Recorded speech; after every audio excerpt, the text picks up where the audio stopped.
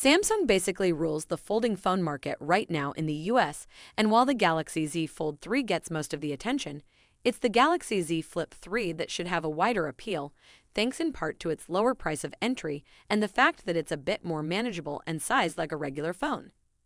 For all intent and purposes, the Galaxy Z Flip 3 is basically a Galaxy S21, having similar features, specs, and sizing but with the novelty of being able to fold itself in half like those flip phones we used to love back in the early 2000s.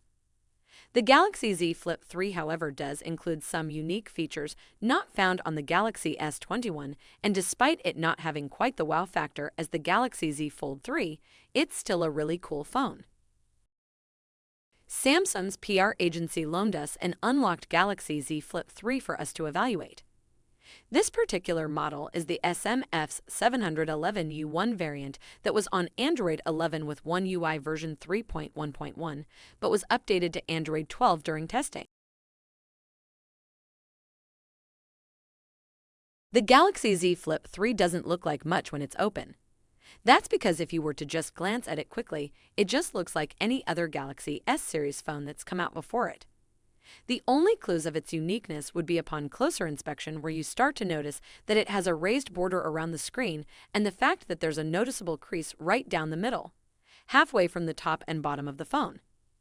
Other than that, it's about the size of a Galaxy S21 Plus and has pretty much the same layout for the buttons, charging port, and speakers. It's not until you fold the phone that things get rather interesting. You're able to fold the phone from 180 deg to 0 deg and everything in between. The hinge mechanism is just as good here as it is in the Galaxy Z Fold 3, though not quite as firm when trying to open and close it. There is still a little gap here between the two sides, but the phone is more symmetrical here because of the orientation of the fold. I don't mind it as much here. Like the Galaxy Z Fold 3, there is a display on the outside cover, and even though it's a 1.9 display, it's surprisingly useful. Anyways, this also helps differentiate it from your regular Galaxy S series phones. Other differences include the almost flush camera lenses and the fact that the fingerprint reader is on the side of the phone and not in under-display unit. It actually looks a bit sleeker than the larger Galaxy Z Fold 3 thanks in part to not having a camera bump. The two-tone back of the phone also looks really good, especially when you choose a color other than just straight black. The one we have here is in cream color, and it looks really good in my opinion. If you read through the spec sheet, much of it is very similar to the Galaxy S21 and even to the Galaxy Z Fold 3. You get a Qualcomm Snapdragon 888 CPU, 8 GB RAM, and base 128 GB storage. The display has a variable refresh rate of up to 120 Hz and a screen size of 6.7, which is about the size of the Galaxy S21 Plus. The cameras are also quite similar at 12 MP rear and 10 MP front, though there is an extra 12 MP ultra-wide camera on the Galaxy Z Flip 3. Like the Galaxy Z Fold 3, the fingerprint reader is on the side of the device combined with the power button. No under-display reader here. But unlike the Galaxy Z Fold 3, no under-screen camera.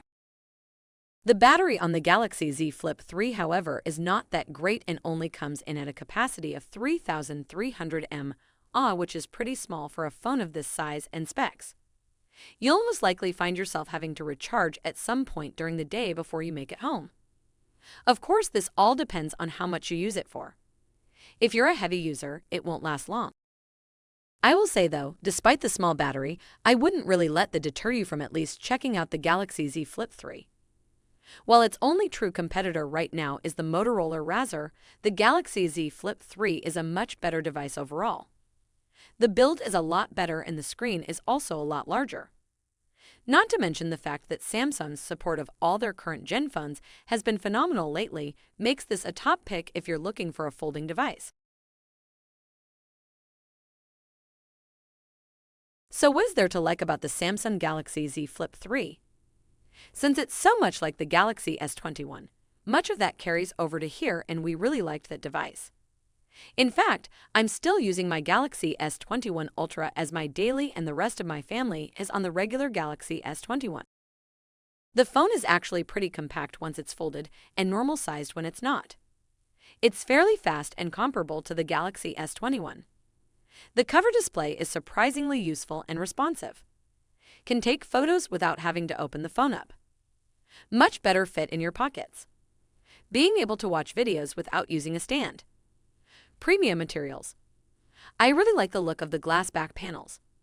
Almost flush mount camera lenses. No camera island. Fingerprint reader and face detection is very fast. Timely software updates. Water resistant.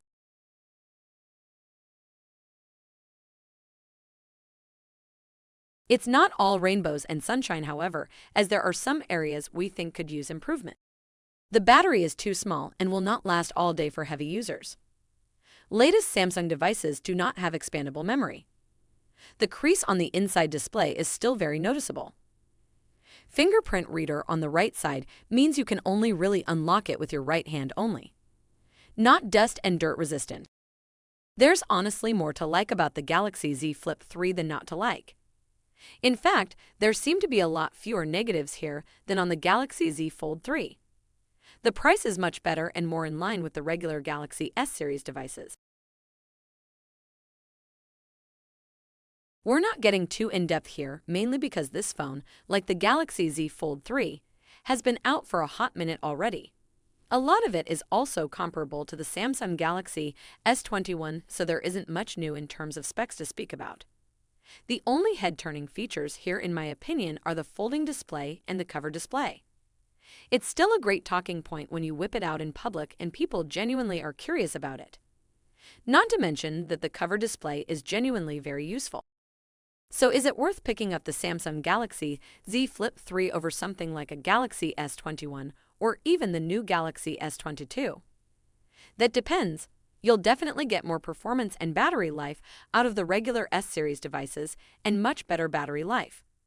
However, the Galaxy Z Flip 3 does have the edge when it comes to the coolness factor.